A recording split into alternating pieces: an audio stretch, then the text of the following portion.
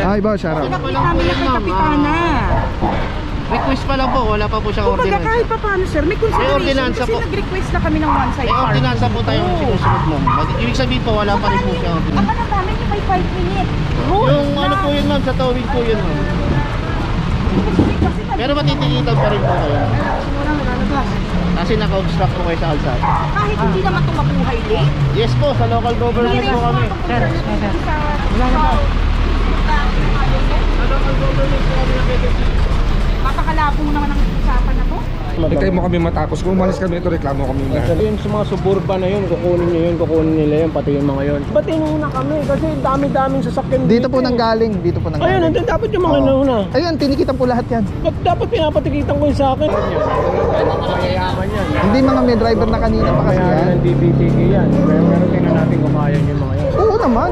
Oo, ito naka-vlog yan. Baka improve pa lang. Puro palagyan ng gate. Dahil dito, hindi naman mabuhay, di ba? Ang buong palagyan ng gate. Ang na po, mall na po kasi sa subdivision. Housing to eh, housing. Kung lalagyan ng gate, yan lang ang mabuhay. Kaya na barangay kumain. Ano, tatawagan ng misis. Yes, nakapag-usap kayo. Kasi kami, bago pumunta rito. Ano ba naman po, trabaho niyo po yan. Naintindihan ko rin po kayo. Ha? Naintindihan ko naman, sir. Ang akin kasi, sabi ko, napaliwanag na ako naman ba? Meron din naman kami, boses para mo salta kahit pa paano, di ba? Kasi ako yung purok leader dito. Sir, alam ko po yung mga hindi nag-moving. Problema din po ng mga taga dyan. Di pa kami tapos, ma'am. Nandito pa lang ho tayo. Kasi mamaya, tatanggalin na nila yun. Alam na nila eh. Tama yan, ubusin nyo lahat.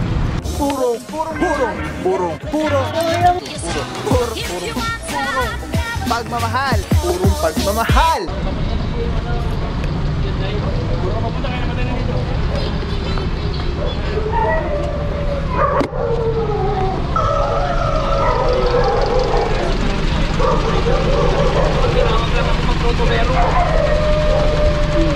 Punta kayo ng barangay kumain. Ano, tatawagan ng misis. Yes, nakapag-usap kayo. Kasi kami, bago pumunta rito. Ano ba naman po, trabaho niyo po yan. Naintindihan ko rin po kayo. Ha? Naintindihan ko naman, sir. Ang akin kasi, sabi ko, napaliwanag na ako naman ba? Meron din naman kami, boses para mo salta kahit pa paano, di ba? Ngayon, okay na barangay. Ngayon, mas kung ano yung nilapit niyo ron, kung may ordinance. Oo, matagal na po kasi yun. Kasi ang one-side parking, papasa pa sa city yan. Opo, pinapasa kayo na po sabi ni MP naman dati. Baka improve pa lang. Puro palagyan ng gate. Dahil dito, hindi naman mabuhay, di ba? Ang buong palagyan ng gate. Ang na po, mall na po kasi sa subdivision. Housing to eh, housing. Kung lalagyan ng gate, yan lang ang mabuhay. Proseso yung paglalagay ng gate. Kasi dati may gate na po yan, pinaalis na mabuhay lang, di ba? Mabuhay yan to eh.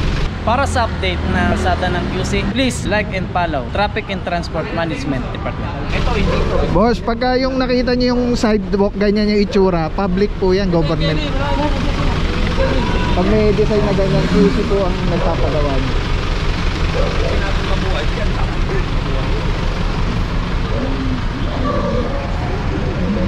Alright mga puro, dito sa bandang harapan, ito natikitan na lang, may natikitan dito, ito ticket lang din. May mga driver naman po.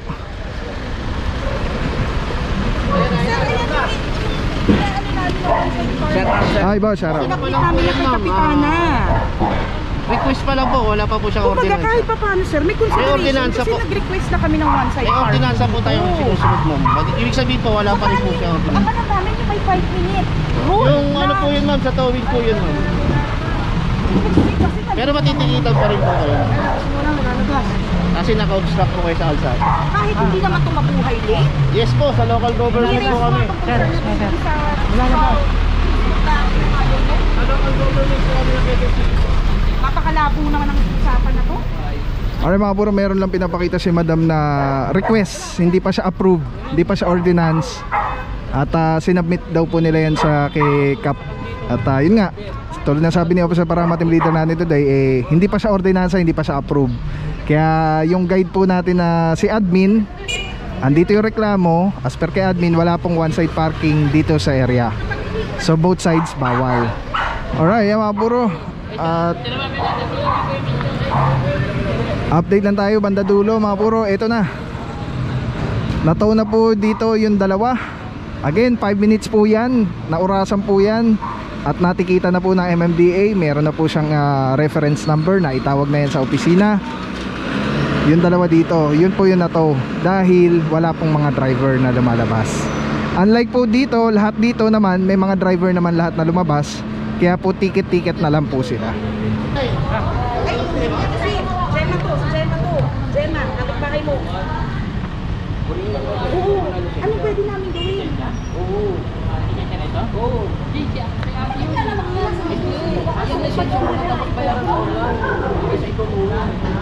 Pwede sa akin. Sabi mo kami na sandali. Pwede ba? Lisensya nito ni ate?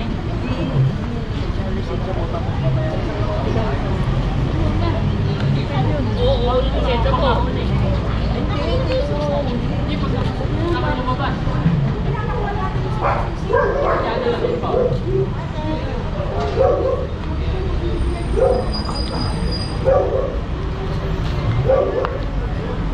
Pasamahan na lang yan. Pasamahan na lang.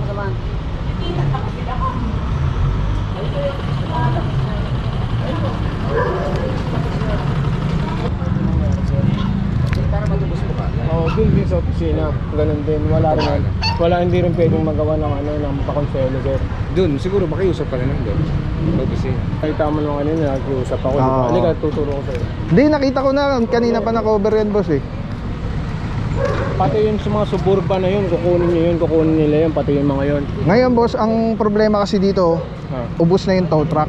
Diba? So ngayon, ba't inuna kami? Kasi dami-daming sasakyan dito po nanggaling, dito po Ayun, nanggaling. nandun dapat yung mga Oo. inuna. Ayan, tinikitan po lahat yan. Ba't dapat pinapatikitan ko yun sa akin eh? Yung walang driver, towing.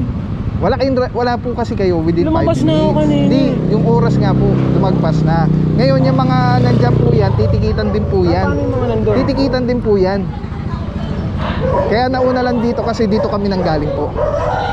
Kaya nga sabi ko sa inyo boss, kung umabot kayo sa oras, ticket na lang din sana kayo. Tulad yan. Mayayaman yan. Hindi mga may driver na kanina pa kasi Kaya yan. ng DBTK yan. Pero tingnan natin kung kaya yung mga yan. Oo naman. Oo, ito naka-vlog yan. Oh.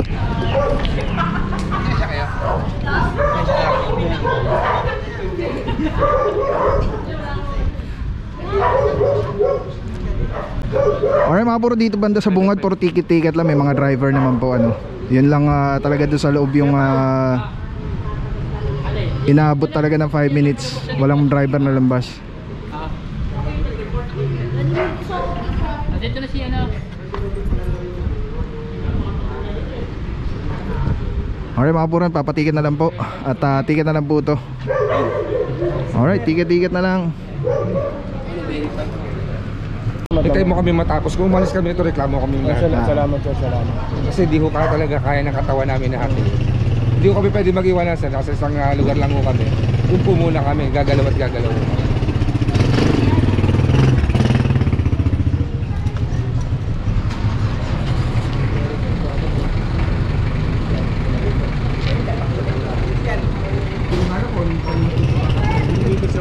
Sabi ko dito. Reklamo din po pala yun. Nagkatok-katok Dito po, kami. tatlong sasakyan dyan. Ma'am, nandito pa lang po, papunta pa lang din. Dito pa lang ako, pupunta pa lang ako kami. Yes ma'am, di ko namin kaya katawan namin. Yung dalawa rin. Di pa ako kami tapos. Kasi ako yung purok leader dito, sir. Alam Yes, ko po ma'am. yung mga hindi nagbo-moving. Problema din po ng mga taga Di dyan. pa ako kami tapos ma'am, nandito pa lang ho tayo. Dalawa dito.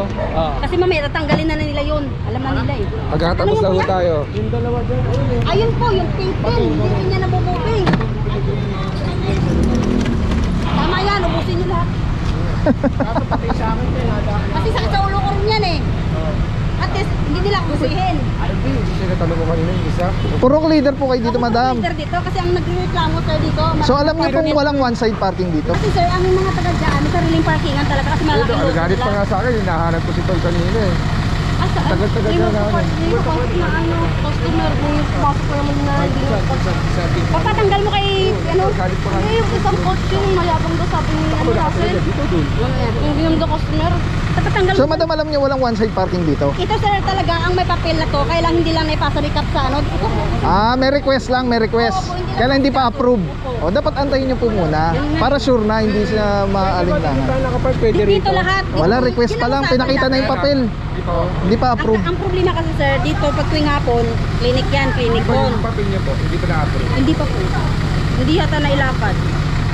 Ikaw kanina na po. I-follow up. Follow up. Pagkas pag nagkaroon po kayo, magpa-purok meeting po kayo. Kasi sir, silang nagre-reklamo dyan kasi sila may parking talaga sila dyan. Nagalit ka sa akin Malaki. kanina. Hindi ka talaga susukin dyan. Pag wala kang susukin. Kala ko sa kanila. Kaya ang Kasi doon nakapark yung sakyan niya. Ay, may mga sasakyan dito, yung ang ano dito, yung ang mahilig magano. Hindi, mga sasakyan.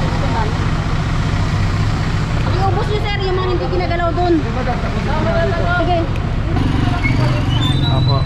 Sa pagkakita po siya na nakausap ko lang. Oo. Okay na? I-Gcash ko na lang po ulit sa system. Kuya. Sa'yo ba yung motor na yan? Kanina ko pa sinasabi yan. Okay na sir. Dito mo yan, kanina tayo. Pero ano yung license po? Ito mga puro, ito yung motor pala, kay boss pala to. Ano lang po license? Ano pa tinatanong to eh? Para kasi Ticket na lang din po ito, nasa sidewalk po. Mga puro, kanina meron tayong narinig na ano daw ito, private daw po. Tandaan nyo po lagi, tingnan nyo yung sidewalk. Pagka may design na ganyan, QC po yan, government po yung nagpapagawa niyan.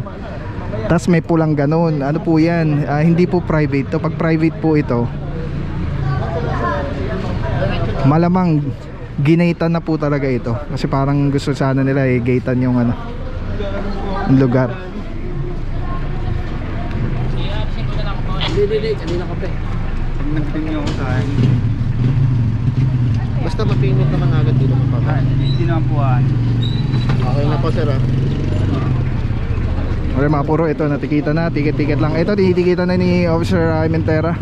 Sa'yo pala to boss, kanina pa ano, hindi pa tinanggal. Lahat ng pagpuro ito. Kinakausap kasi Mas naging concern niya yung puti. Yung puti, inaano sa'yo. Hindi pinagano mo. Wala pa talaga. Alright, ticket na lang din po ito. At nasa sidewalk po kasi, bawal na bawal po yan, daanan po yan ng tao. Tapos ito mga purong isang motor na to, baka inan-contact na lang to dahil mukhang ubos na yung tow truck na kasama po natin. Alright, intabay lang mga puro, hindi pa natin alam kung saan yung mga areas na iikutan ng operation. So yeah, let's go guys. Para sa update na kalsada ng QC, please like and follow QC Traffic Transport Management Department. Sa dami ng sakit ngayon, importanteng protektado tayo at ang ating pamilya. Andito ako para i-share sa inyo ang Ozonizer 2C. Safe na ozone air purifier. 100 square meters ang kaya nitong protektahan sa ating tahanan. Kung mahal nyo ang inyong pamilya, mas mahal magkasakit. Prevention is better than cure. If you want to know more, visit Facebook page Super Oxygen or call 0917-755-0889. Maraming salamat sa iyo. Walang papapaw. So thank you so much sa walang sawang support, tiwala. Thank you sa Panginoon at ingat kayo palagi. God bless you. Purong pagmamahal. Thank you so much. God bless.